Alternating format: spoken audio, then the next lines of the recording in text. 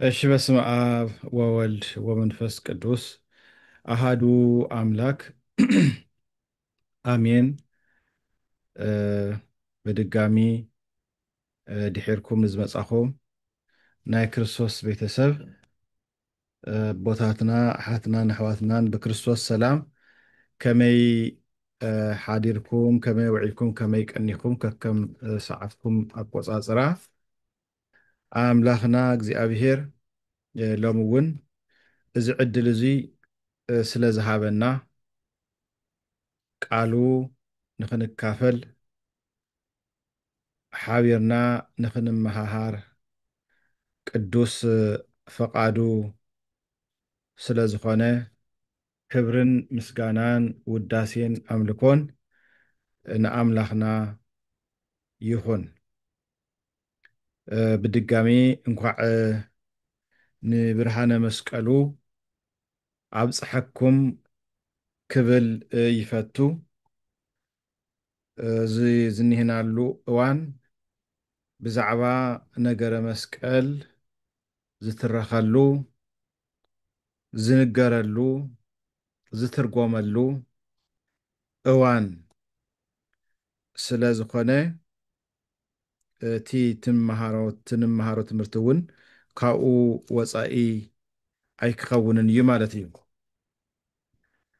ስለዚ ናይ ሎማዓንቲ ናይ ትምህርትና ርእሲ ገይረ ሓርየዮ ዘለኹ ኣብ ማርቆስ ወንጌል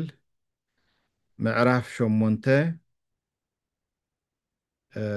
ካብ ፍቕዲ 34 ዘሎ ቃል ይኸውን።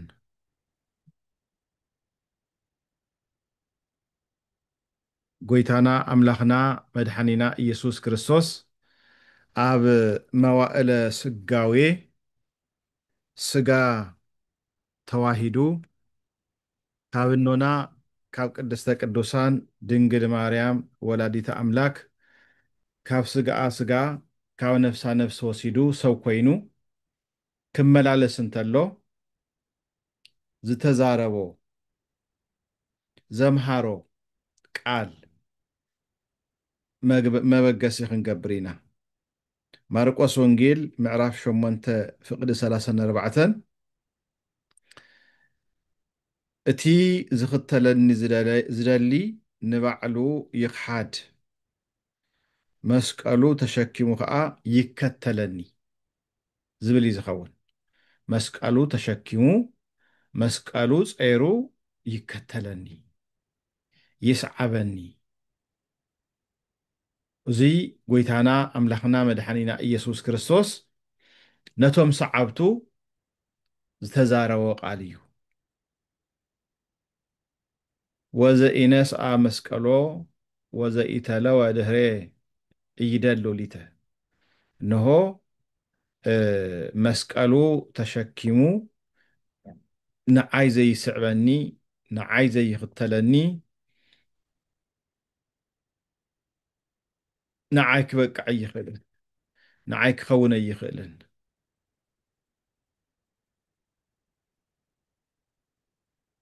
ስለዚ እንታይ ማለት እዩ ንጎይታ ምኽታል ማለት ንጎይታ ምስዓብ ማለት እንታይ ማለት እዩ? እዚ ነቶም ሰዓብቱ ካብ ዝተዛረቦ ቃል እዩ። ነቶም ህዝቢ ምስ ደቀ መዛሙርቱ ፀዊዑ ከምዚ በሎም እቲ ዝኽተለኒ ዝደሊ ንባዕሉ ይኽሓድ መስቀሉ ተሸኪሙ ከዓ ይከተለኒ። እቲ ንህይወቱ ከድሕና ዝደሊ ከጥፍኣ እዩ። እቲ ንህይወቱ ምእንታይን ምእንቲ ወንጌልን ዘጥፍኣ ግና ከድሕና እዩ። ተመልከቱ ናይ ክርስትና ህይወት ማለት እንታይ ከም ዝኾነ ብደንብ ገይሩ ዝትርጉመልና ዘሎ። ምእንተ ጎይታ ኢልና ንገድፎ ነገር ምእንተ ጎይታ ኢልና እንሆ እቲ ስጋዊ ነገር እቲ ዓለማዊ ነገር ምሕዳግ ማለት መስቀል ምሽካም እዩ። ሰብ ብኩሉ ዓለም ረቢሑ ነፍሱ እንተጥፍአ እንታይ ይጠቕሙ? ሰብከ ቤዛ ነፍሱ እንታይ መሃበ?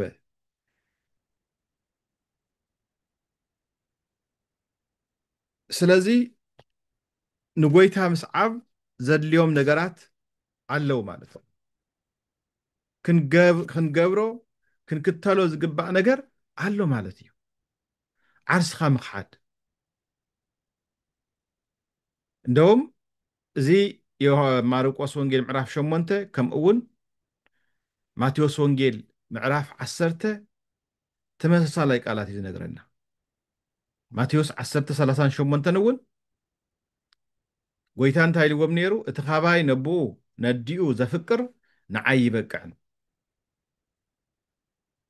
ካባይ ኣብሊፁ ንወድ ወይ ንጓሉ ዘፍቅር ንዓይ ይበቅዕን። መስቀሎ ኣልዒሉ ደድሕረይ ዘይስዕብ ንዓይ ይበቅዕን። ስለዚ ውላድና ኣይነፍቅር ኣይኮነን፣ ወለድና ኣይነፍቅር ኣይኮነን። ነገር ግን ቅድሚያ ክወሃብ ዘለዎ መጀመርያ ነቲ ፈጣሪ ዓለማት ኣምፃይ ዓለማት ጎይታ ንዕኡ ነፍስናን ስጋናን ክነግዘአሉ ከም ዘለና፣ ንዕኡ ክነምልኾ ከም ዘለና፣ ብፍጹም ፍቕሪ ክንስዕቦ ከም ዘለና ዝገልጽን ዘስተምህርን ቃል እዩ። ስለዚ መስቀል ምሽካም ማለት ሂወትካ ንእግዚአብሔር ምሃብ ማለት እዩ። ስጋዊ ሰውነትካ ስጋዊ ስምዒትካ ዓጊትካ መንፈሳዊ ዝኾነ ሂወትካ ምምርታዕ ምጉልባት ማለት እዩ። ስለዚ እቲ መስቀል ኢልና ክንርኢ ከለና ዝመስቀል እዙይ ተመሳቀለ ነገር ኢና ንርኢ ዘለና። ተዝመስል ቅርፂ ዘለዎ ጎይታና ኣምላኽና መድሓኒና ኢየሱስ ክርስቶስ ተሰቕለሉ መስቀል ማለት እዩ። እዙይ ኢና ንዝክር። ስለዚ ዕፀ መስቀል ክኸውን ይኽእል፣ ካብ ዕንጨይቲ ክስራሕ ይኽእል፣ ካብ ብሪ ክስራሕ ይኽእል፣ ካብ ወርቂ ክስራሕ ይኽእል። ኣቦታትና ብዙሕ ትርጉም እዮም ዝህብዎ። ዕንጨይቲ ጎይታና ኢየሱስ ክርስቶስ ተሰቕለሉ ስለ ዝኾነ፣ ወርቂ ድማ ፅሩይ ስለ ዝኾነ እንሆ ፅሩያ ባህሪ ዝኾነ ንፁሃ ባህሪ ዝኾነ ጎይታ ኣብ መልዕልተ መስቀል ምስቃሉ እንሱ ይኮን እንተዋና ትርጉሙ ናይቲ መስቀል እዩ ክርድአና ዘለዎ። ናይ ዕንጨይቲ ኮይኑ ናይ ብሪ ኮይኑ ወይ ድማ ናይ ወርቂ ኮይኑ ኣይኮነን። ነገር ግን እንታይ ኢና ንርዳእ? ጎይታ ኢየሱስ ክርስቶስ ብዛዕባ መስቀል እንታይ እዩ ነጊሩና? እንታይ እዩ ምሂሩና? ስለዚ መፅሓፍ ቅዱስ እውን ብዛዕባ መስቀል ክንትርኽ እንተለና፣ ብዛዕባ መስቀል ክንትርጉም እንተለና መስቀል ክንብል እንከለና ናይ ጎይታና ናይ ኢየሱስ ክርስቶስ ፀዋትወ መከራ ዝረኸበሉ ማለት እዩ። ንምንታይ እዩ ኣብ መስቀል ተሰቂሉ ጎይታ? ንምንታይ እዩ ሰብ ኮይኑ? ንምንታይ እዩ ኣብኡ ተሰቂሉ ከድሕነና ዝኸኣለሉ ምኽንያት ንምንታይ እዩ ኢልና ኩሉ ግዜ ከነስተውዕል ይግባአና። ስለዚ ናይ መጀመርያ ናይ ክርስቶስ መከራ ንዝክረሉ እዩ መስቀል ክንብል ከለና። እቲ ካልኣይ ድማን ምእንቲ ክርስቶስ ኢሎም ድማን ዓርሶም መከራ ዝተቐበሉ ክርስቲያናት ኣለዉ። ናይ ክርስቲያን መከራ ንዝክረሉ እዩ ዝኸውን። እቲ ካልኣይ ድማ እቲ መበል ሳልሳይ ድማን እቲ ሕዚ ኣብዚ መስከረም 17 ነኽብሮ ዘለና እቲ ቅዱስ መስቀል ጎይታ ተሰቀለሉ መስቀል ኣይሁዳውያን ብተፈላለየ ምኽንያት ብቕንኢ ሓቢኦሞ ወይ ድማን ካብ ምድሪ ክውገድ ገይሮሞ ስለ ዝነበሩ ንሱ ድማን ብሓቂ ተረኸበሉ፣ ንሱ ድማ ንትርጉመሉ እዩ ዝኸውን መስቀል ክንብል ተለና። ስለዚ ኣብቲ ናይ መጀመርያ እንታይ ኢና ክንርኢ? መከራ መስቀለ ክርስቶስ እዩ። ናይ ጎይታ ናይ ኢየሱስ ክርስቶስ መከራ ምዝካር እዩ ዝኸውን። ስለዚ ጎይታና ኣምላኽና መድሓኒና ኢየሱስ ክርስቶስ ንዓና ክብል ንደቂ ሰባት ክብል ኣብ መስቀል ተሰቂሉ ዝረኸቦ መከራ ዝረኸቦ ፀዋትወ መከራ ሊቃውንቲ ቤተ ክርስቲያን መስቀል መልዕልተ ኩሉ ነገር ያድህነን እምፀር፣ እንሆ መስቀል ናይ ካብ ኩሉ ብላዕሊ ዝኾነ ናይ ጎይታና ናይ መድሓኒናና ኢየሱስ ክርስቶስ ናይ ድሕነት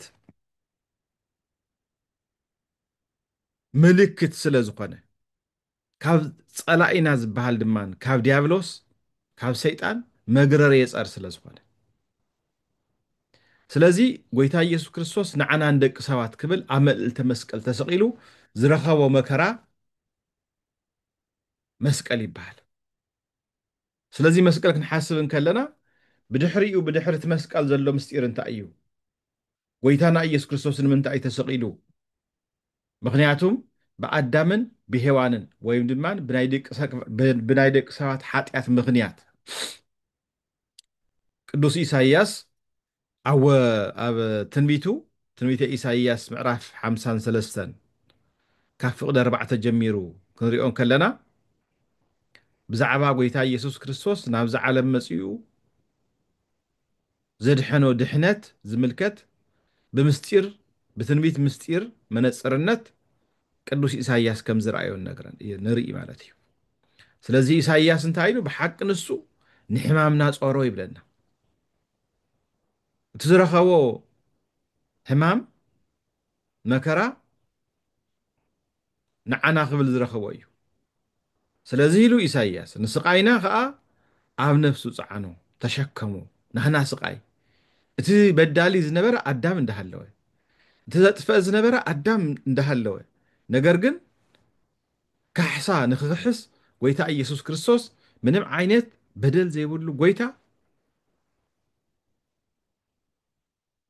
ተሸኪሙ ንሕና ግን ከም እተወቅዐን ብእግዚኣብሔር እውን ከም እተቐስፈን ከም እተዋረደን ጌርና ቆፂርናዮ ይብል ደቂ ሰባት ነገር ግን ንሱ ብሰሪ ገበና ቆሰለ እዩ ዝብል እቲ ናሃቱ ቁስሊ እቲ ናሃቱ ህማም ንዓና ክብል ዝገበሮ እዩ በቲ ናህና ሰሪ ኣበሳና ይብል በቲ ንሕና ብዝሰራሕናዮ በደል በቲ ዝሰራሕናዮ ሓጢኣት ነገር ግን ንዓና ሰላም ንክህበና ንዓና ፍቅሩ ንክገልፀልና ንሱ ተዋሪዱ ስለዚ ኢሉ ቅዱስ ኢሳይያስ ኣብ ምዕራፍ 53 ካብ ፍቕዲ 4 ክሳብ 7 ኢና ንንብቦ ዘለና ብስምብራቱ ድማ ሓወና እዩ ዝብል በቲ ናሃቱ ስምብራት በቲ ናሃቱ ቁስሊ በቲ ናሃቱ ሕማም ድማ ንሕና ሓወና ንሱ ክቆስል እንተሎ ንሕና ንሓዊ ነርና ንሕና ንድሕን ነርና ደሙ ክፈስስ ተሎ ንሕና ድማ እንሆ ሂወትና ይምለስ ነይሩ ንሕና ግን ኢሉ ከም እተባረራ ባጊዕ ቆፂርናዮ ነርና እግዚኣብሔር ከዓ ኣበሳ ኩላትና ኣብኡ ኣውደቆ ስለዚ ንሱ ዝረኸቦ ፀዋተ መከራ ንሱ ዝረኸቦ መስቀል መከራ ፀገበ ይብለና ኣብ ፍቕዲ 7 ርእሱ እውን ኣዋረደ ትሕት በለ ኣፉ እውን ኣይከፈተን ክፀርፍዎ እንተለዉ ርኩስ ዝኾነ ምራቆም እንትፍ ኩሉ እንተለዉ ኣፉ ኣይከፈተን ኣይተዛረበን ናይ ይቅርታ ኣምላኽ ናይ ምሕረት ኣምላኽ ናብ ማሕረዲ ከም ዝኸይድ በጊዕ ከምኡ ኮነ ንሱ ዓፉ ኣይከፈተን ይብለና ዓፉ ኣይከፈተን ነገር ግን ንሕና ተባሪርና ዝነበርና ንሕና ካብ መገዲ እግዚኣብሔር ወፂና ዝነበርና ንሕና ተበቲና ነበርና ንዓና ንክስብስበና ጎይታ ኢየሱስ ክርስቶስ ኣብ መስቀል ተሰቂሉ ስለዚ ንሃቱ ፀዋትዎ መከራ ክንዝክር እንተለና መስቀል ይበሃል ብደሙ ምፍሳስ ንዓና ዘድሐነና ማለት እዩ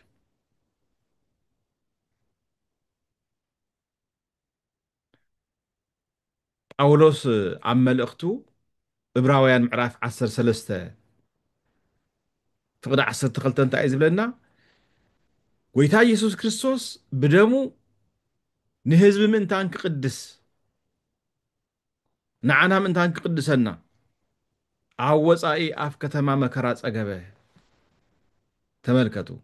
ብደም ኣቢሉ ንዓና እንታይ ገይሩና ናብ ቅድስና نافتي طفينا زنبرنا نافتي غويتان نافت أملاخنا أمصينا قريبنا سحبنا سلازي بلا موبيلنا دما نحنا تقدسنا هيوان كوينا هيوت رخيبنا ديهم قدوس باولوس ممكح عند حد أخوينس نمكحلو بمسكال يبلو تمكح زبلة كابا يرحق بتمسكال غويتانا يسوس بتمسكال غويتانا يسوس كريستوس عالم بو نعاي تسقلت أنا ون عالم تسقل كنت زي كونس تمكح تزبلة كابا يرحق إلي قالات يا معراف شدشته فقد عسى تربعته سلازي نزين أنا مكحلو زمسكال زي زلحنا له سلازقنا هيوتنا زترخبلو سلازقنا سلازي لكع غويتانا أملاخنا مدحانينا يسوس كريستوس عمل إلتا مسكال تسقيل صواته مكرا كم زرخبه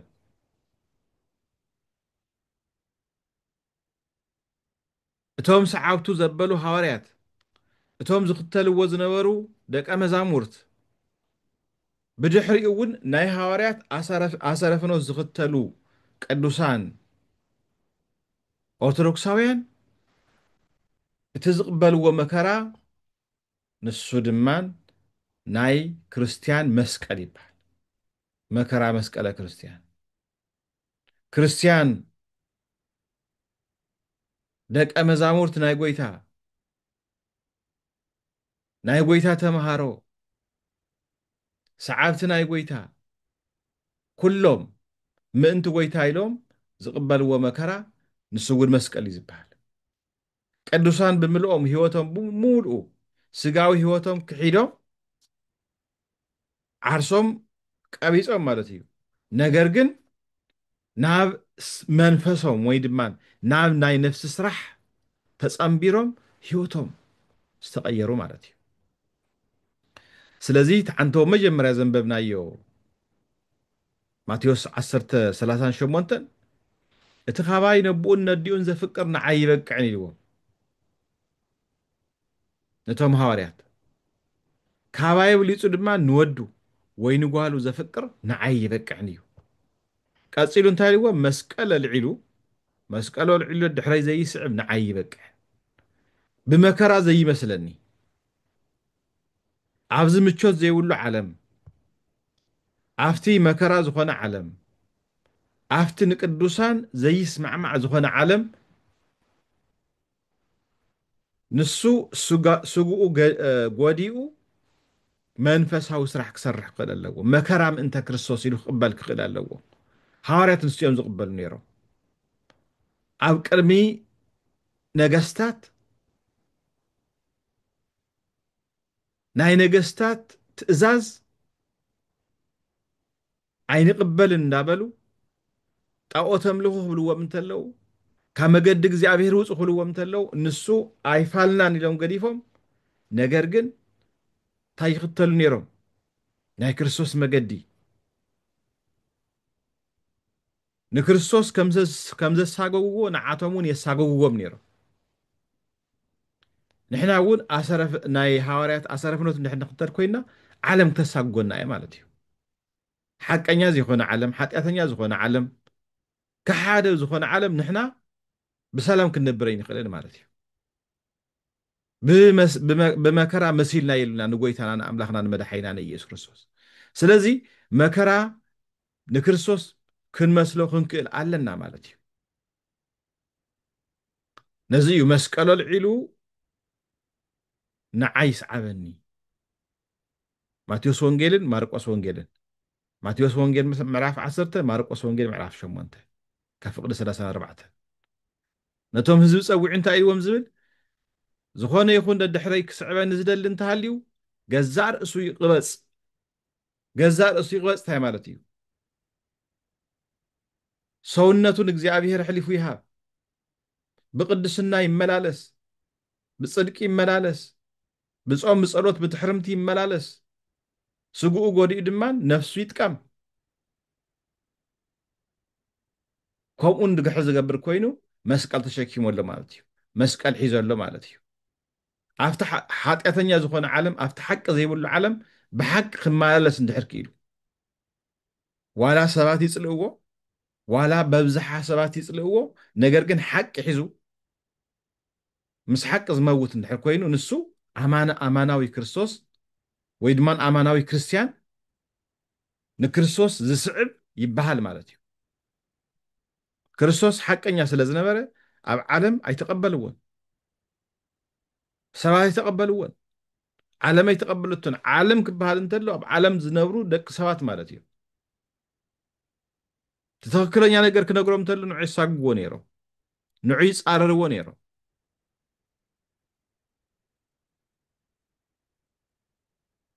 ዓለም ኣይተቐበለቶን ክርስቲያናት እውን ብሓቀኛ መገዲ ንዝኸዱ ክርስቲያናት ማለት እዩ ብእውነተኛ መገዲ ዝኸዱ ኦርቶዶክሳውያን ንዓቶም እውን ዓለም ኣይትቕበሎምን እያ ንሃዋርያት ከም ዘሳገጎቶም ነቶም ቅዱሳን ኦርቶዶክሳውያን ድማ ዓለም ተሳግጎም እያ ነዚ ጎይታን ኣምላኽና መድሓይና ኢየሱስ ክርስቶስ ኣብ ዮሃንስ ወንጌል ምዕራፍ 16 ፍቅዲ 33 ኣብ ዓለም ፀበብ ኣለኩም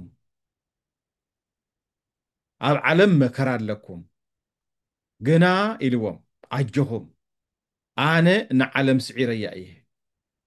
ኣብ ዓለም ዘሎ መከራ ሽግር ንዓይ እንድሕር ኣሚንኩም ብኣይ መገዲ እንድሕር ደኣ ከይድኩም እንሆ ኩሉ ነገር ክትሓልፍዎ ኢኹም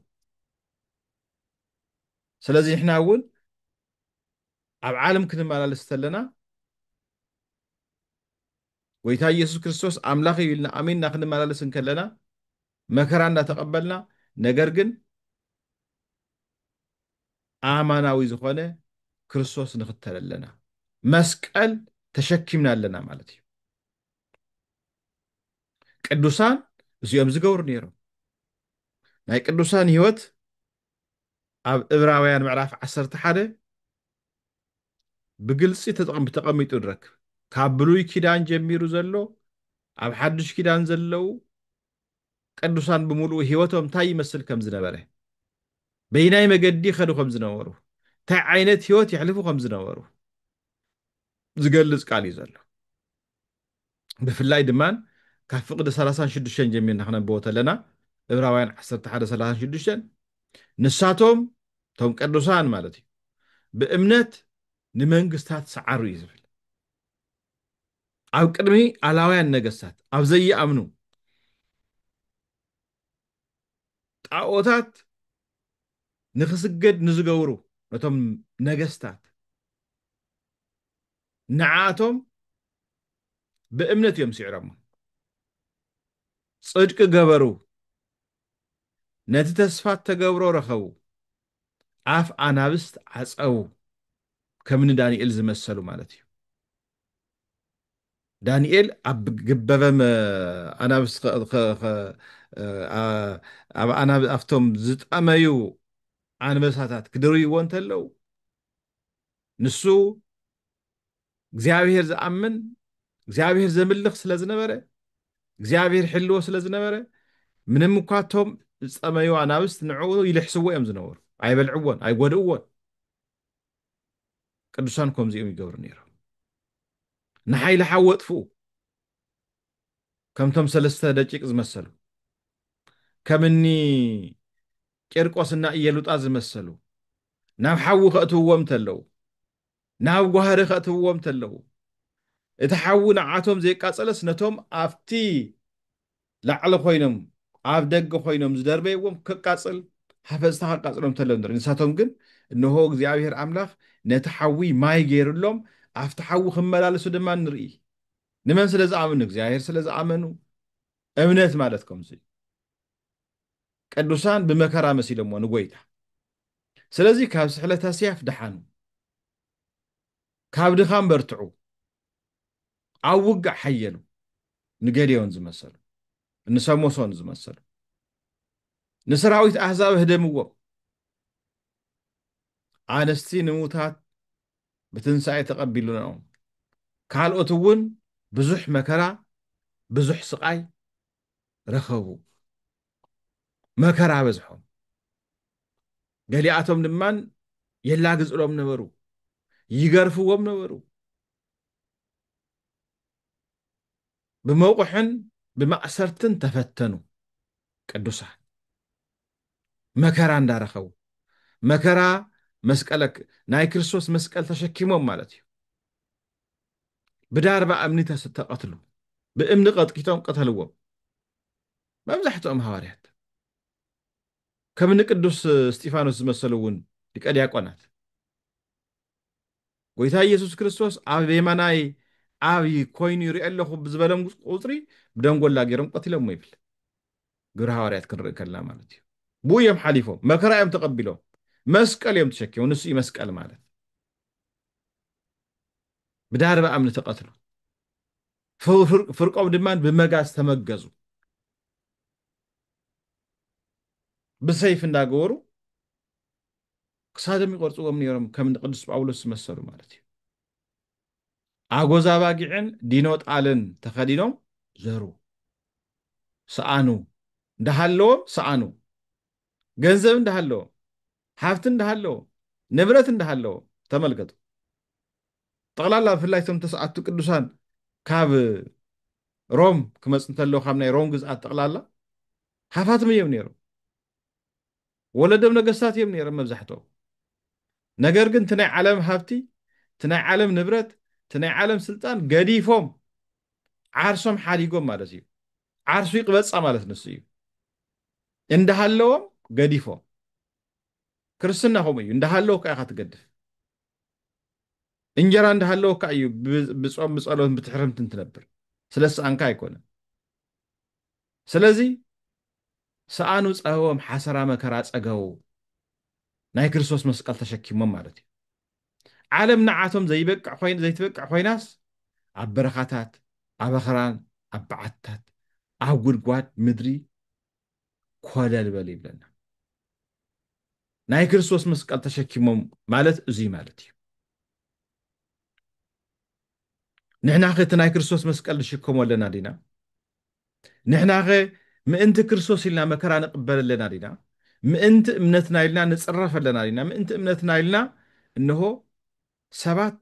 ተፈላለዩ ነገር ይገብሩና ኣለዉ ዶ እዙይ ንድሕር ጌርና ኮይና ናይ ክርስቶስ መስቀል ተሸኪምና ኣለና ማለት እዩ ናይ ክርስቶስ መስቀል ኣብ ኢድካ ሒዝካ ጨቢጥካ ወይ ድማ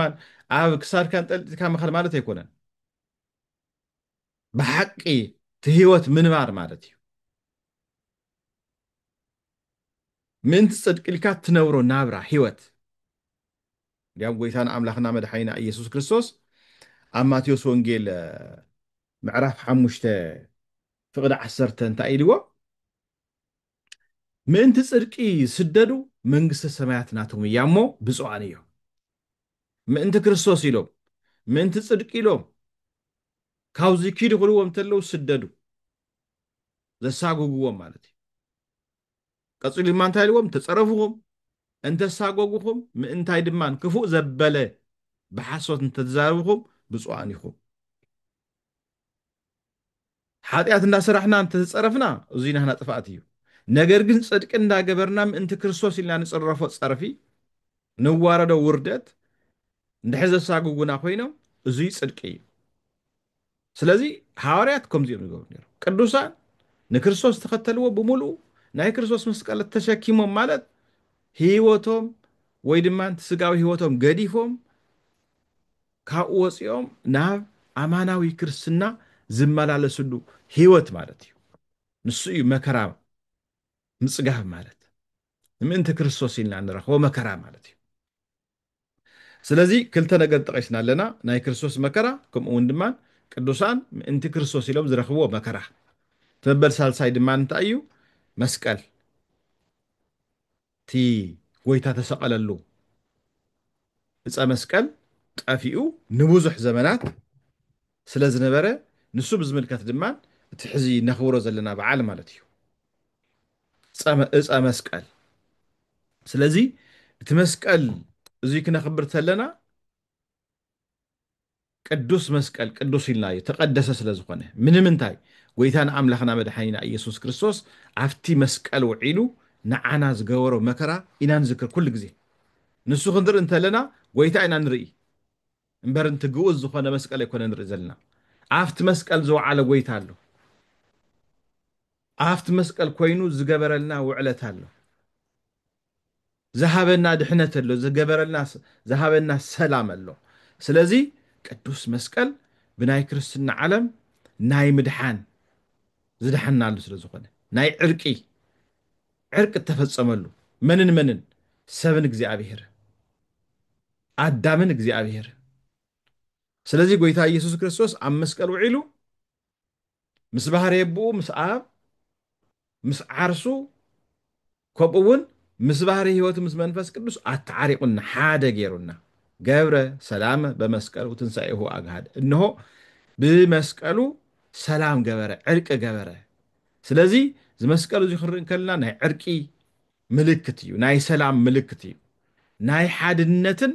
ናይ ፍቅሪ ናይ ክርስቶስ ተገለጸሉ ማለት እዩ ተመልከቱ ካብዚ ዝበልፅ ፍቅሪ የለን ኣቦ ንውላዱ እንድሕር ፈትይዎ ዘለዎ ንብረት ይህቦ ዘለዎ ገንዘብ ይህቦ ይሽልሞ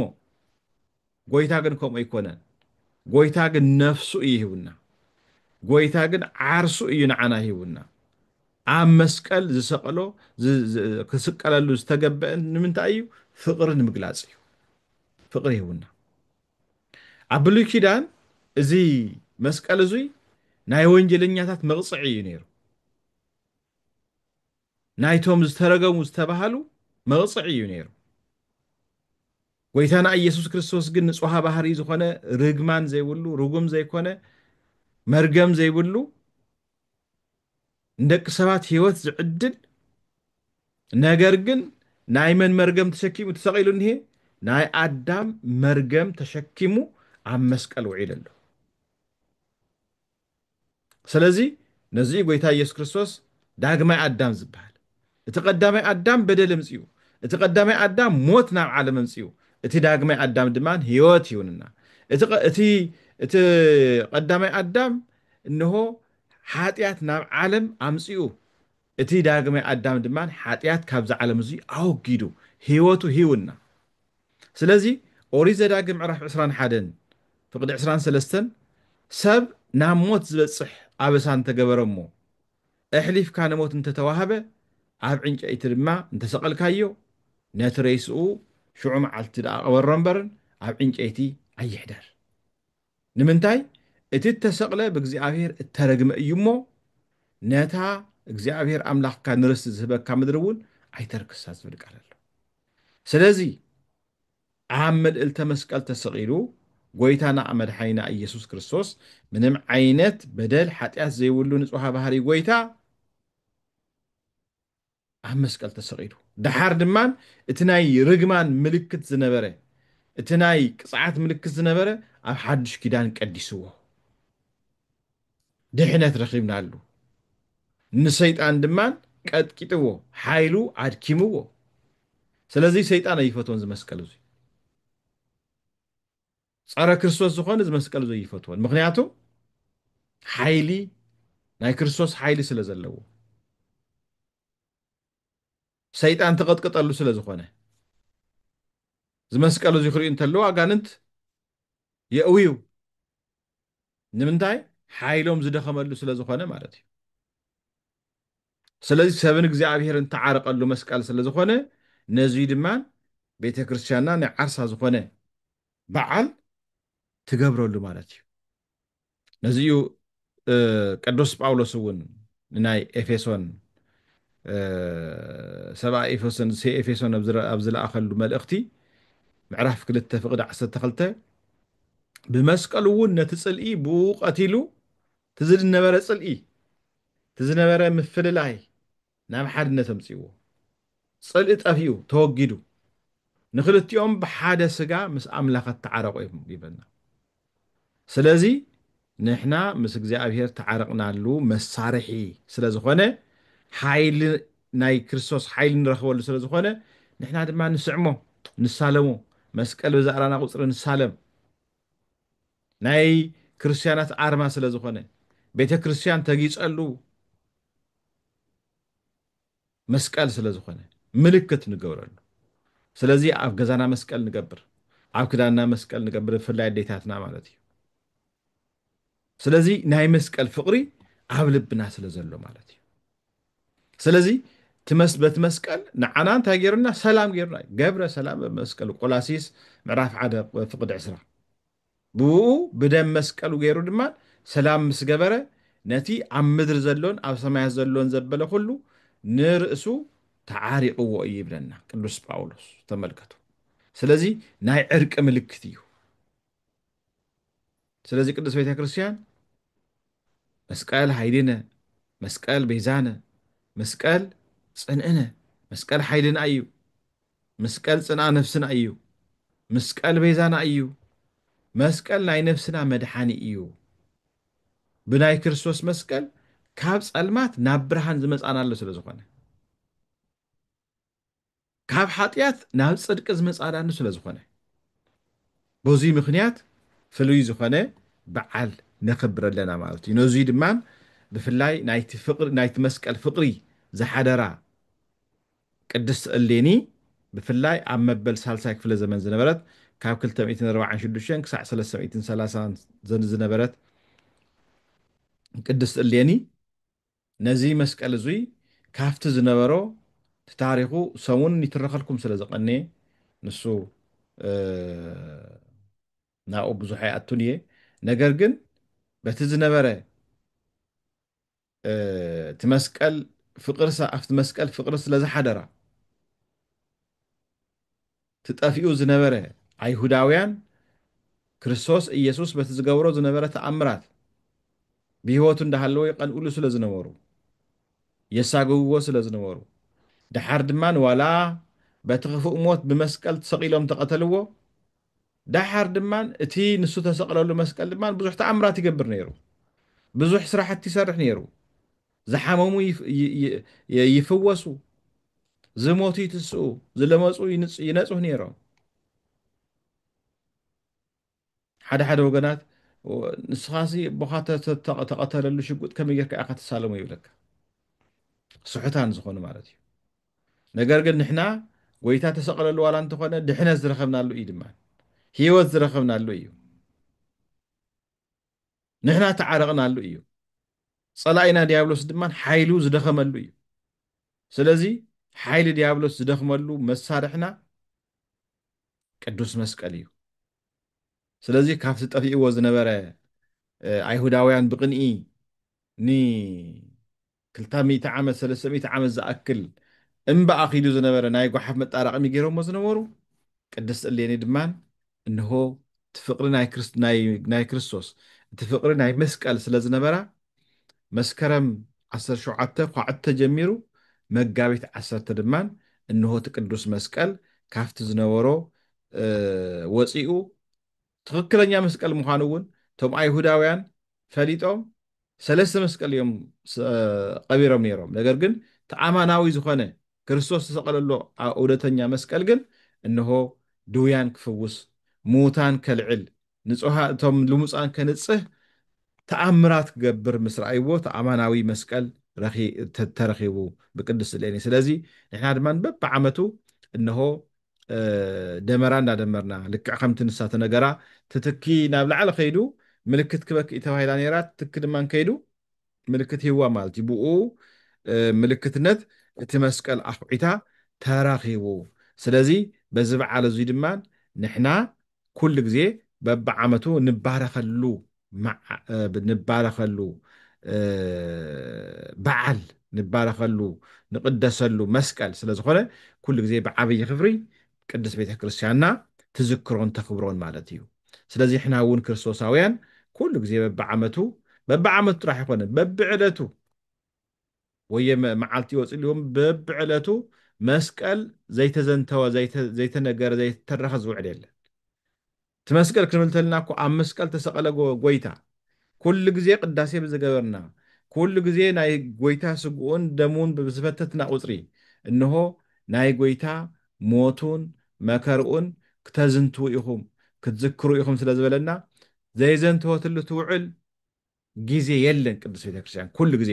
እቲ መስቀል ኩሉ ግዜ ኣብ ልብና እዩ ዘሎ ስለዚ መስቀል ክበሃል ተሎ ሰላም እዩ መስቀል ክበሃል ተሎ ሓድነት እዩ መስቀል ክበሃል ተሎ ዕርቂ እዩ መስቀል ክበሃል ተሎ ፍቅሪ እዩ ስለዚ ኣብ መስቀል ተሰቂሉ እቲ ፍቅሩ ዝገለፀልና ጎይታ نحنا دمان بهوتنا كانت تقبره خنكد لنا بفقر خنمالالس كنكد لنا زين دحر نقبر كوينا اتناي مسقال ترجم تردينا له مالتيو ቅዱስ ጳውሎስ ንናይ ቆላሲስ ክርስቲያናት ዝፀሓፎ ቆሎሴ ምዕራፍ 3 ከምዚ ዝብል ቃል ኣሎ እቲ ሓደ ኣብቲ ሓደ ክስ እንተለዎ ይቕረ ተባሃሉ እቲ ሓደ ምስቲ ሓደ ክበኣስ ይኽእል እዩ እቲ ሓደ ምስቲ ሓደ ክጓናፈጥ ይኽእል እዩ ሰባት ኢና ክንበኣስ ንኽእል ኢና ነገር ግን ይቕረ ክንሓድጎ ክንክእል ኣለና እንታይ ኢሉና ቀፂሉ ከምቲ ክርስቶስ ይቕረ ዝበለልኩም ተመልከቱ እንድሕር ደኣ ንክርስቶስ ትኽተልዎ ኮይንኩም እንድሕር ደኣ ንክርስቶስ ብመከራ ትመስልዎ ኮይንኩም ጎይታ ኢየሱስ ክርስቶስ ኣብ መስቀል ተሰቂሉ እቲ ዝገብርዎ ኣይፈልጡን እሞ ይቕረ በለሎም ዝበለ ጎይታ ንዑ ንኽተል እንድሕር ኮይና ንሕና እውን ኣብ ሂወትና ውሽጢ ክፉእ ዝወዓሉልና ክፉእ ዝሰርሑልና ክፉእ ዝሓሰቡልና ሰባት እንተዳሃልዮም ኮይኖም ዝገብርዎ ኣይፈልጡን እሞ ይቕረ በለሎም ክንብሎም ክንክእል ኣለና ማለት እዩ ካብ ጎይታ ተምሃርዎ ንቅዱስ እስጢፋኖስ እኮ እዙ እዩ ነይሩ ልክዕ ጎይታ ትዝገብርዎ ይፈልጡን እሞ ይቕረ በለሎም ከም ዝበለ እስጢፋኖስ እውን ከምኡ ኢሉ ግብረ ሐዋርያት ክንብል ተለና ዝገብርዎ ነገር ይፈልጡን እንታይ ማለት እዩ ጎይታ ከምኡ ክብል እንተሎ እቲ ከድሕኖም ዝመፀ ጎይታ እቲ ንዓቶም ነፃ ከውፅኦም ሓራ ከውፅኦም ካብ ድንግል ማርያም ካብ ስጋ ስጋ ካብ ነፍሳ እውን ነፍሲ ወሲዱ ሰብ ዝኾነ ኣምላኽ መፅኡ እንዳሃለወ ኣይተቐበልዎን ቅዱስ ዮሃንስ ከምዚ ይብለና ናብ ገዛ ወገኑ መፀ ዮሃንስ 1:14 ናብቶም ወገኑ መፀ እቶም ወገኑ ግን ኣይተቐበልዎን ነቶም ተቐበልዎ ብሽሙ ድማን ዝተጠመቑ ንዓቶም ግን ውሉድ እግዚኣብሔር ንክኾኑ ጸጋ ሃቦም ይብለና ስለዚ ንሕና ድማን ደቂ ክርስቶስ እንድሕር ንበሃል ኮይና ክርስቲያን እንድሕር ንበሃል ኮይና ንሱ ኣብ መልዕልተ መስቀል ተሰቂሉ ዝገብርዎ ኣይፈልጡን እሞ ይቕረ በለሎም ዝበለ ጎይታ ንሕና እውን ኩሉ ግዜ ምስ ደቂ ሰባት ብኽፉእ ዓይኒ ክንረአ የብልናን ክንበኣስ የብልናን ክንቃየም የብልናን ሓዳጋት ክንከውን ይግበአና እንድሕር ከምኡ ዘይጌርና ግን እቲ ናይ ክርስቶስ መስቀል ኣይተረድአናን ማለት እዩ سقيلنا إن أنا نبوز لنا تقالات مالتي لوقاس وانجيل معرف 23 30 4 ويتا يسوع كريستوس دمان أبوي زغور وي فلتني يمو بدلهم حدا قال لهم إيلو إزبلنا نحنا ون إذا قالوا زيخنا تقرو يقبعنا أزين ده حدا غيرنا خوينا نحنا ون ناي كريستوس مسكال تردينا له مالتي زي ترجمه مالت ماتيوس وانجيل معرف حمشته فقدي 23 كم زبل قال تصحيف نركب ጎይታ ኢየሱስ ክርስቶስ ነቶም ሐዋርያት ብምሳሌ ክነግሮም እንተሎ እምበኣርከስ መባእኻ ናብ መሰውኢ እንተምፃእኻ እሞ ሓውካ ድማን ሓዚኑልካ እንድሕር ደኣ ምህላው እንተ ደኣ ሓሲብካ ኮንካ ምስ ሓውካ ሓደ ነገር እንተ ደኣ ሃሊካ ኮይኑ ምስ ሓፍትኺ ሓደ ነገር ሃሊኩ ኮይኑ እንድሕር ደኣ ተጎናፊጥክ ኮንክ እንድሕር ደኣ ተባኢስክ ኮንኪ መጀመርያ እንታይ ግበር እዩ ዝብል ነቲ መባእኻ ኣብኡ ቅድሚ ምሰውኢ ሕደጎ እሞ ኪድ ቅድም ምስ ሓውካ ተዓረቕ ቅድም ምስ ሓፍትኺ ተዓረቂ ድሓር ድማ ተመሊስካ መባእኻ ኣቕርብ ይብለና ትነቕርቦ መባእ ጸሎት ክኸውን ይኽእል እዩ ንእግዚኣብሔር ዝቐርብ ንጹህ ዝኾነ ነገር ጸሎት ቅድሚ ምጽላይና ምስ ሰባት ዝሓሰብናዮ ነገር ዝተባኣስናዮ ነገር ዝተቀያየምናዮ ነገር ንሓሊ ኮይኑ ክንሓድጎ ክንክእል ኣለና ተዘይኮይኑ ትጸሎትና እውን ዝሰምረ ኣይኮነን ተቐባልነት የብሉን ስለዚ መስቀል ማለት እዙይ ማለት እዩ ክንጽሊ እንተለና እኮ እንታይ ድና ንብል ኣብ ሰማያት ትነብር ኣቦና ሽምካ ይቀደስ መንግስትኻ ትምጻእ ፍቓድካ ኣብ ሰማይ ከምኡ ድማን ኣብ ምድሪ ይኹን ናይ ዕለት እንጀራና ሎሚ ሃበና ንሕና ንዝበደሉና ከም ንሓድገሎ ተመልከቱ ንሕና ንዝበደሉና ከም ንሓድገሎ በደልና ሓደገልና ስለዚ ሓዲገ ድየ ገዲፈ ድየ እንድሕር ዘይሓደግኩ ኮይነ ትጸሎተይ ሕዚ እውን ዋጋ የውልን ማለት እዩ ካብ ክፉእ ድሕነና እምበር ናብ ፈተና ይተእትወና መንግስትን ሓይልን ክብርን ንዓኻ እዩ እሞ ንዘለኣለም ዓለም ኣሜን ኢልና ንጽሊ ማለት እዩ ስለዚ እንድሕር ሓዳጋት ዘይኮይንና ሕዚ እውን እየሓድገልና ንጎይታና ኣምላኽና መድሓይና ኢየሱስ ክርስቶስ ምስ ሰባት ክንነብር ተለና እንዲያውም ቅዱስ ጳውሎስ እዩ ዝብል እንተተኻኢልኩምስ ምስ ሰብ ተባሃለ ኩሉ ብፍቅሪ ንበሩ እዩ ዝብል ሰብ ምስ ተባሃለ ብእግዚአብሔር ኣርአያን ኣምሳልን ተፈጥረ ምስ ኩሉ ብሰላም ንበሩ ኣብ ስራሕ ቦታኹም ይኹን ኣብ ገዛኹም ይኹን ምስ ቤተሰብኩም ይኹን ኣብ ሓዳርኩም ይኹን ኣብ ቤተክርስትያንኩም ይኹን ኣብ ኮሚኒቲ ኣብ ኩሉ ቦታ ማለት እዩ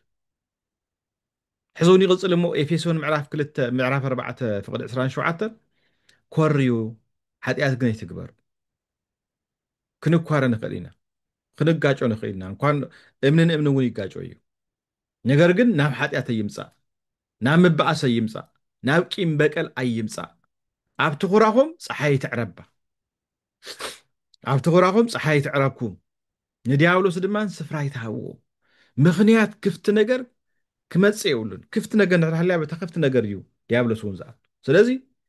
ምስ ሰባት እንድሕር ዳኣ ተባኢስኩም ኮይንኩም ብዕርቂ ብሓዳግነት ማለት እዩ ፀሓይ ይዕረብ ማለት ኣይውዓለ ይሕደር ማለት እዩ እንድሕር ውዒሉ ሓዲሩ እንታይ እዩ ዝኸውን ሱር ይሰድድ ሱር ዝሰድድ ነገር ድማ ንምውቃሶ ሸጋሪ እዩ ሓጢኣት እውን ሱር ክሰድድ ተሎ ንስኻ ቀልጢፍካ እንድሕር ዝኣተኻሉ ተደሪቡ ተደሪቡ ተስፋ ይቁርፀካ ማለት እዩ ስለዚ በብግዚኡ እንታይ ክኸውን ኣለዎ ልክዕ ከም ፀሃያይ ብንእሸይ እንዳሃለዋ ቀስ ኣቢልና በቃ ብቐሊልና በፃብዕትና እውን ክነልዕለ ንኽእል ኢና ማለት እዩ ስለዚ ኣብ ትኹራኹም ፀሓይ ኣይትዕረባ ንዲያብሎስ ድማ ስፍራ ኣይትሃብዎ ይብለና ኣሎ ስለዚ ዝተኸበርኩም ናይ እግዚኣብሔር ቤተሰብ እቲ መስቀል ክንብል ተለና ናይ መስቀል ምስጢር ናይ መስቀል ህይወት ከቢድ እዩ ስለዚ እዙይ እንድሕር ደኣ ጌርና ኮይንና ኢና ምስ እግዚኣብሔር ሓድነት ክህልወና ዝኽእል ማለት እዩ ኣለበለዚያ ምስ ሰባት ኩሉ ግዜ እናተባኣስና እሞ ከዓ ምስ ቂም ምስ በቀል እንድሕር ንመላለስ ኮይንና ለይቲ ዘይንድቅሰሉ ዘይንድቅሰላ እንተኮይንና ውሽጥና ሓሚምና ኣለና ማለት እዩ እንዲያውም ኣብ ቀረባ ተገብሩ ፅናዕታት ክነንብብን ከለና ኣብ ዓለም ዘለው ናይ ሕማማት ኩሉ መበገሲ ቂም በቀል ኢሎም ኣብ ውሽጥኻ ቋፂርካ ምሓዝ ዘይምሕዳግ ዘይምግዳፍ ድቃስ እውን ከይብልና እንድሕር ደኣ ምስ ሰብ ሓደ ነገር ሃሊና ኮይኑ ድቃስ እውን የብልና ክንሓስብ በቃ ክነውርጥ ክነውፅእ ለይትን ቀትር እናሓስብ ንውዕል ማለት እዩ ስለዚ ንምንታይ ንሽገር ምግዳፍ በቃ ሓዲገ የለኹ ይቕረየልካ ኣለኹ ይቕረየልካ ኣለኹ በቃ ንሱ እዩ መስቀል ማለት ስለዚ እግዚኣብሔር ኣምላኽና እንሆ ናይ መስቀል ብርሃን ናይ መስቀል በረከት ምስ ኩልና ይኹነልና ሰዓትና እውን ከይደ ይኣኽልና እዩ ወስብሐት ለእግዚአብሔር ወለወላዲቱ ድንግል ወለመስቀሉ ክቡር ይጽንሐልና እግዚኣብሔር ኣምላኽ ስለ ዘምሃረና ስለ ዝገሰጸና ምስጢሩ ኩሉ ስለ ዝገለጸልና ክብርን ምስጋናን ውዳሴን ኣምልኮን ንኣምላኽና ንእግዚአብሔር ይኹን እሺ ብሰላም